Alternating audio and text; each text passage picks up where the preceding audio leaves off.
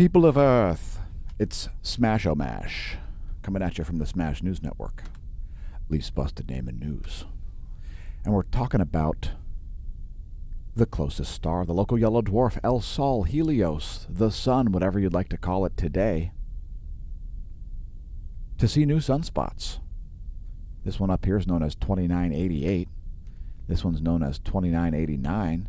And down here we've got sunspot 2990. So for everybody out there who was hoping for a lack of sunspots, it's not happening. Let's subtract the 171 angstroms. Actually, let's add the colorized magnetogram. There we go. By the way, if you want to look this up yourself, you can browse data. Just click on AIA/HMI browse data. This is the 171 plus magnetogram imagery. And here's another Helio Viewer custom 24-hour movie. Ionized helium, 304 angstroms.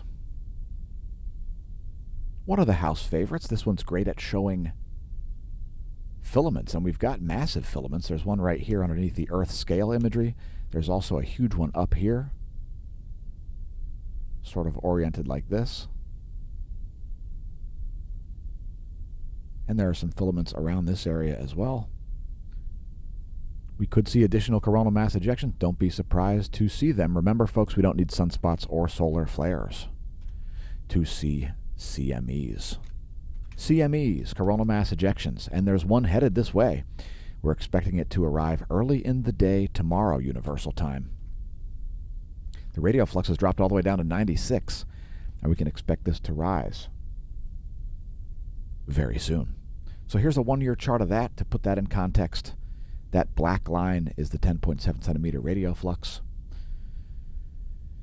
And yeah, we're seeing sort of another low here. Is this a support level? Similar to the last low that we saw there. You can expect this to start to ramp up here again with 3 sunspot groups on the Earth-facing portion of the disk. So here's the Space Weather Enthusiast dashboard, again calling for geomagnetic storm conditions from a coronal mass ejection. We're expecting that to arrive early in the day tomorrow on April 14th. I don't know why it's continuing all the way into the 15th. I think that's from a coronal hole wind stream that may be associated with that, like a coronal hole wind stream at the same time as the coronal mass ejection strike. And let's blast through some additional earthly data here.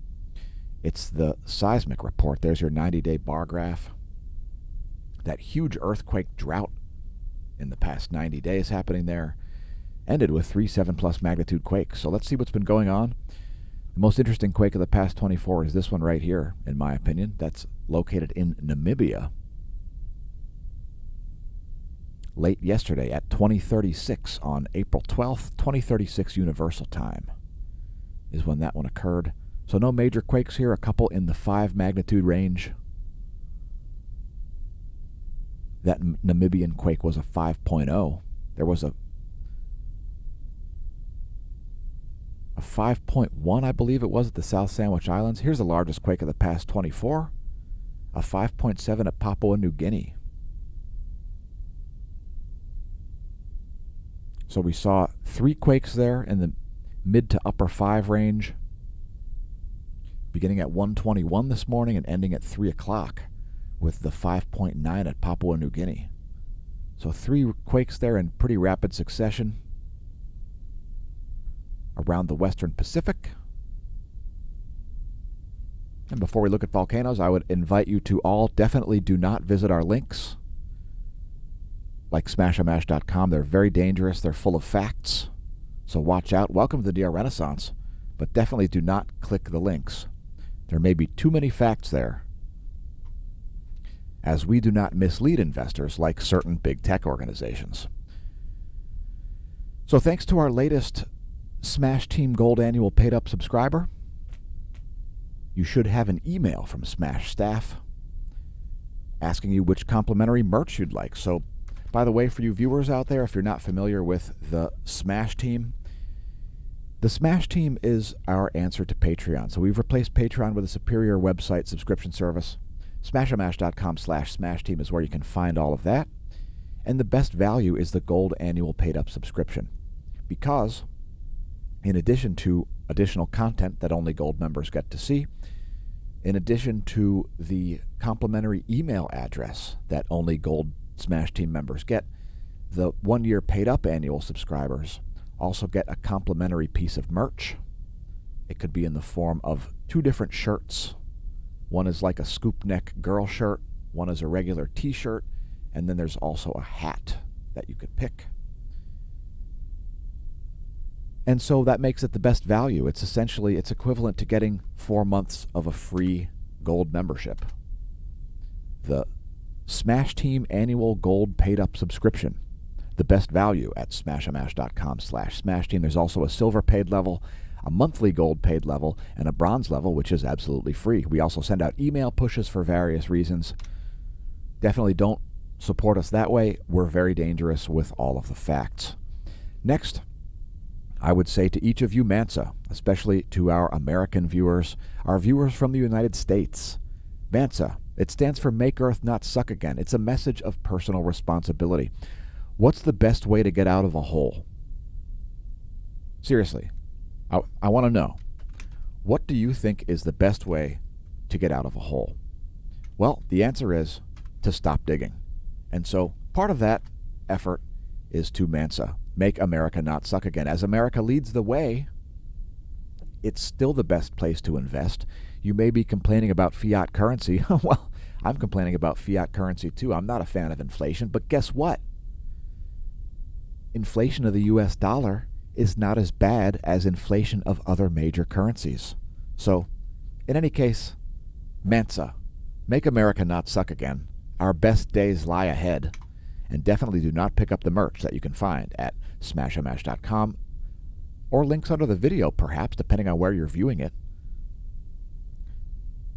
The Smasho merch link on our homepage at smashomash.com. Next, volcanoes. And we're going to close out the video with this section here. Semeru on the Indonesian Isle of East Java is producing a discrete eruption, discrete enough to produce a 14,000 foot altitude plume of volcanic ash there. It's a flight level 140. Flight level 210 at Popocatépetl. As Popocatépetl explodes in central Mexico and produces a 21,000 foot plume of volcanic ash. Fuego in Guatemala, 18,000 foot plume of volcanic ash as it explodes. Let us know what your favorite volcano is. What is your bucket list volcano that you would like to go see while it erupts? I've got a few that are on my list, and some are more preferable than other ones because of geographic location and so on. Popocatépetl is very high on my list. Nevado de Ruiz exploding in Colombia, flight level 220.